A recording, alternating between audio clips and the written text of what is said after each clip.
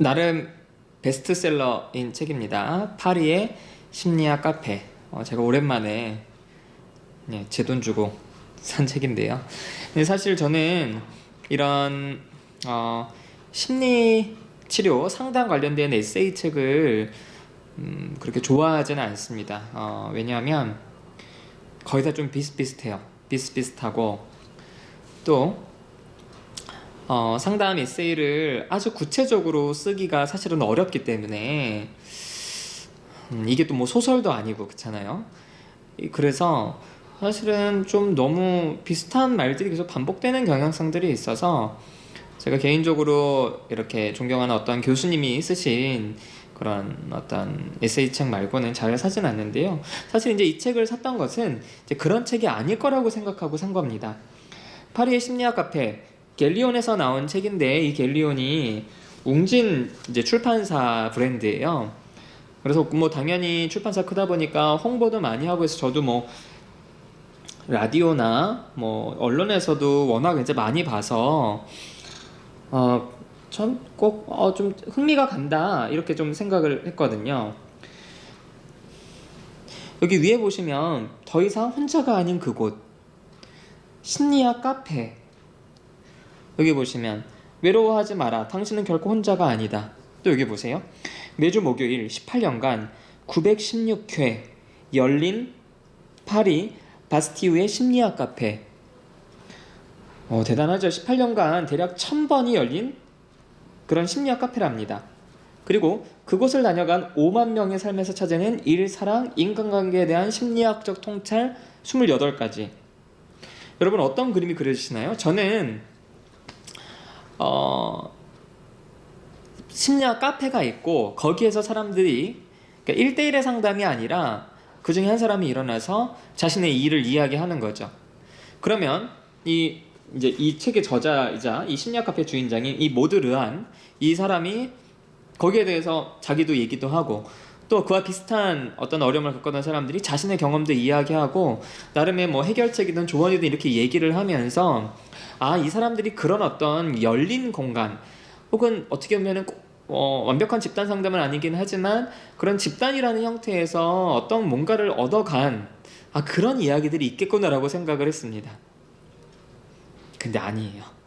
그게 아니고 매주 목요일마다 나오는 어떤 집단의 배경이나 카페의 배경이 나오는 게 아니라 그냥 이 모드 르안이라는 사람이 이런 카페에서 만나서 개인 상담을 했던 사람들, 개인 상담했던 사람들이 또 이런 카페에 와서 이렇게 자기 얘기를 좀 했겠죠. 그러니까 딱 배경은 그냥 개인 상담 배경입니다. 그래서 개인 상담에서 나누었던 그런 상담, 치료, 사랑, 일, 이런 변화, 이런 것들에 대한 어떤 그런 내용들을 책으로 쓴 겁니다. 그러니까 제가 생각했던 어떤 그런 카페 배경이나 집단 배경은 전혀 아니었던 거죠. 자, 이 모드 르안이라는 사람이 이제 이 책의 저자인데요. 좀 읽어보면은 심리학 카페를 운영하며 19년간 마음이 아픈 사람들을 치유해온 베테랑 심리상담가, 게슈탈트 심리치료를 공부했고 현재 파리에서 심리상담소를 운영하고 있다. 23살에 겪은 남편의 사별과 지독한 우울증 그리고 이를 이겨내기 위한 10년간의 정신분석 치료는 그녀를 누구보다 상담받는 이의 상황을 잘 이해하고 그에 공감해주는 가슴 따뜻한 심리학자로 만들어주었고 프랑스 언론은 파리 심리학자들이 가장 만나고 싶어하는 심리학자로 이제 그녀를 소개하기도 했다. 네, 이제 책에 나오는데 이제 어렸을 적에 어머니가 일찍 떠나시고 아버지가 약간 좀 몽상가 스타일이어서 양육에 별로 관심이 없을 때 그래서 이제 기숙 학교 같은 곳에 자기를 맡겨놓고 거의 이제 방치를 한 거죠. 이제 그러다가 20대 초반에 사랑하는 남자를 만나서 이렇게 이제 살고 있었는데 아기가 갓난 아기일 때 남편이 식사하다가 바로 이제 뇌졸중으로 세상을 떠났습니다. 그로부터 1년 동안 아주 지독한 우울증에 시달려 있다가 갓난 아기가 어쨌든 애기는 엄마를 계속 찾겠죠. 자기는 뭐 술 먹고 맨날 울고 그런데 갓난 아기가 자기한테 다가오는 것을 보면서 더 이상 이렇게 살아서는 안 되겠다 싶어서 이제 그때부터 이제 정신분석을 이제 10년을 받고 거기에서 완전히 벗어나서 그 다음 일을 하면서 뒤늦게 이제 심리학 공부를 하고 상담가로서 살게 된 사람이라는 겁니다. 그리고 뭐 이제 심리학 카페를 열었나 보죠. 네. 근데 심리학 카페에 대한 얘기는 잘 나오지 않아서 어쨌든 그거에 대해서는 자세히 알 수는 없습니다. 자, 목차 한번 보실까요? 챕터 1입니다. 그들은 왜 심리학 카페를 찾아온 걸까? 챕터 2, 혼자 있을 때조차 마음껏 울지 못하는 사람. 챕터 3, 더 이상 당신 자신을 아프게 놔두지 마라. 다음에 마지막 장이죠. 챕터 4, 심리학이 외로운 당신에게 들려주고 싶은 이야기. 그러면서 특히 챕터 4는 인생, 일, 결혼, 삶의 자세, 인간관계, 세상, 성장에 대한 이야기들을 풀어내고 있습니다.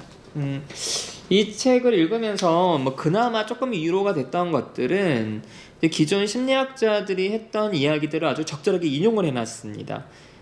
그리고 뭐 어떤 그 심리학의 영역을 가리지 않고 그게 사회심리든 혹은 어떤 성격심리든 심리치료든 뭐 정신분석이든 영역을 가리지 않고 다양한 이론가들에게서 얻을 수 있는 그런 중요한 삶의 통찰, 그런 것들을 어떤 하나의 격언처럼 이렇게 중간중간 소개하고 있어서 이제 그 부분은 참 좋았고요.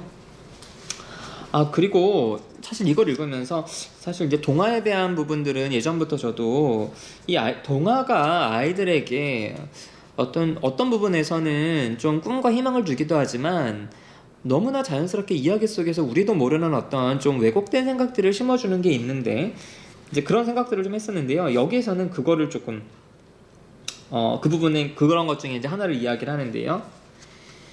자, 여기서부터 좀 읽어야겠네요. 물론 외향적인 아름다움만을 중시하는 데에는 사회적인 이제 원인만 있는 것은 아닙니다. 이 외향적인 이제 외모 때문에 이 스트레스를 받는 어떤 그런 부분들에서 이야기를 하고 있는 겁니다. 자신의 외모를 지나치게 폄하하는 사람들은 자신에 대한 불만족과 열등감이 매우 강합니다. 그들은 성형수술과 같은 극단적인 방법으로 자기를 변신시키고 싶어 합니다. 원래 자기가 가지고 있던 열등한 것들을 모두 파괴하고 싶기 때문입니다. 즉, 자기 자신과 과거를 아예 부정하고 싶은 것이지요. 이들은 변신 환상에 의지합니다. 단 한 번에 전혀 다른 사람으로 변신하는 환상 말입니다. 동화에는 여기서부터 이제 제가 좀 그렇겠구나 생각이 들었는데요. 동화에는 이런 변신 환상을 다루는 내용이 많습니다. 계모와 언니들의 구박을 받다가 한순간에 왕자와 결혼하게 되는 신데렐라, 그렇죠? 왕자의 키스를 받아 마법에서 깨어나는 백설공주, 천대받던 새끼오리가 멋진 백조로 변신하는 미운 오리 새끼. 동화 속 주인공들은 노력을 통해 꿈을 이룬 게 아닙니다. 그저 원래 그렇게 태어났기 때문에 호사를 누리죠. 이런 동화는 사람들에게 노력해야 한다는 교훈보다는 환상을 꿈꾸게 합니다. 좀 더 예뻐지고 멋있어지면 인생 역전할 수 있다는 생각. 그렇죠. 동화에서부터 어쩌면 우리 아이들에게 이 외모 지상주의, 어떤 외모에 대한 어떤 우월감과 열등감을 좀 가리키는 게 아닌가. 이 책을 보면서 다시 한번 그런 부분들은 좀 생각을 해보게 됐습니다. 제가 지금 이제 집단 상담에 대한 책을 좀 구상을 할까 해서 사실은 이게 이제 집단 상담과 비슷한 포맷이 아닐까라는 생각으로 이제 구입했던 책인데, 이제 그런 부분에서는 영 실망스럽습니다. 그냥 시중에 나와 있는 많은 심리치료 에세이처럼 여러분들의 좀 지친 마음을 다양하게 볼 수 있는 책 정도다. 뭐 파리의 심리학 카페, 뭐 책 제목이 조금 기대와는 좀 다른 내용으로 이끌지만요. 어쨌든 파리의 어떤 심리학자가 상담을 하면서 생각했던 사람에 대한 나름의 어떤 통찰을 담고 있는 그런 책입니다. 심리 치유 에세이를 좋아하시는 분들에게는 일독을 권하고요. 이제 그렇지 않은 분들은 그냥 가볍게, 또 책이 두껍지도 않고 또 활자가 너무 작지도 않아서 그냥 도서관이나 이런 데서 가볍게 좀 빌려보시고 읽는 것도 좋지 않을까 생각을 합니다.